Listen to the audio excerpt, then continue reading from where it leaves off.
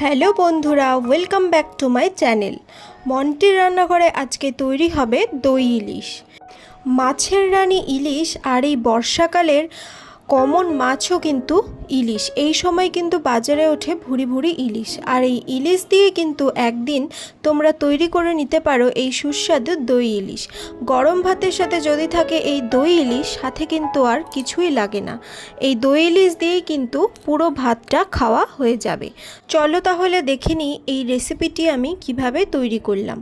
এটি কিন্তু খুব সহজ একটি রেসিপিটি বানানোর জন্য প্রথমেই একটি বাটির মধ্যে আমি 1 টেবিল স্পুন মতো নিয়ে নেব কালো সর্ষে।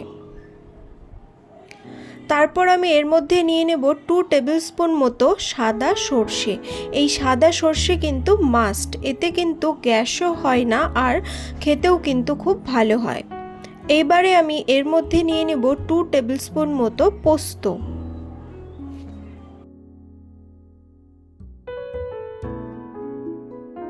এবার এর মধ্যে কিছুটা পরিমাণ জল দিয়ে এটিকে 5 মিনিটের জন্য ভিজিয়ে রাখবো।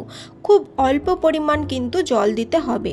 এইবারে এর মধ্যে 4 থেকে 5টে কাঁচা লঙ্কা চিড়ে দিয়ে দেব, আর এটিকে বেটে নিতে হবে। আর এদিকে দেখো, মাছটিকে আমি ভালো মতো পরিষ্কার করে ধুয়ে এটাকে লবণ হলুদ দিয়ে কিন্তু মাখিয়ে নিয়েছি। আর এই মাছটাকে কিন্তু আমি একটা ফ্রাইং প্যানের মধ্যে নিয়ে নিয়েছি। এই প্যানগুলোতে কিন্তু এই দই ইলিশ করলে মাছগুলো ভেঙে যায় না, আর খুবই কিন্তু ভালোভাবে এই ইলিশটি হয়ে যায়। এদিকে দেখো, সেই সর্ষে পোস্ত বাটাটিও কিন্তু হয়ে গেছে। এটিকে আমি পাটায় বেটেছি।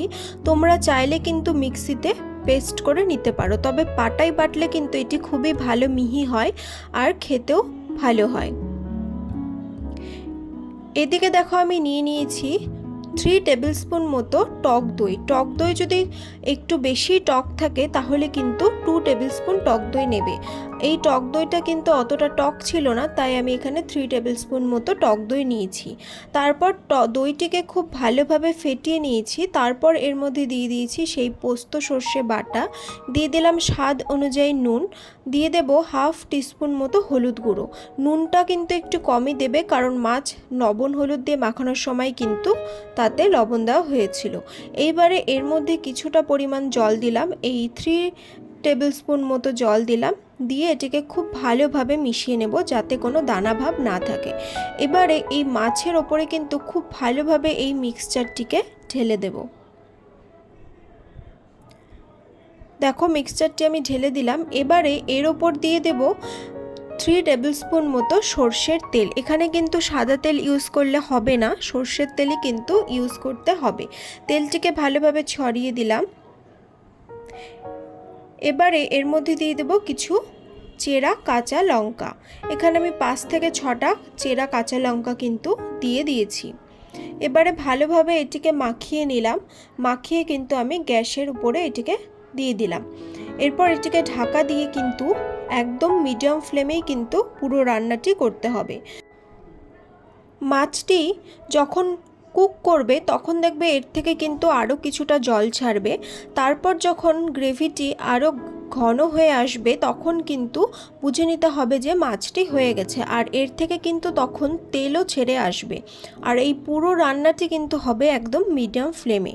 তাহলে বন্ধুরা, তৈরি হয়ে গেল আমার দই ইলিশ। দেখো গ্রেভিটি কেমন হয়েছে, আর এটি কিন্তু খুবই সুস্বাদু হয়েছিল খেতে। গরম ভাতের সাথে তো এই রেসিপিটি খুবই ভালো মানায়, জাস্ট কোনো কথা হবে না। তোমরা বাড়িতে এইভাবে একবার রেসিপিটি ট্রাই করো, আর এটি কিন্তু হয়েও যায় খুব তাড়াতাড়ি।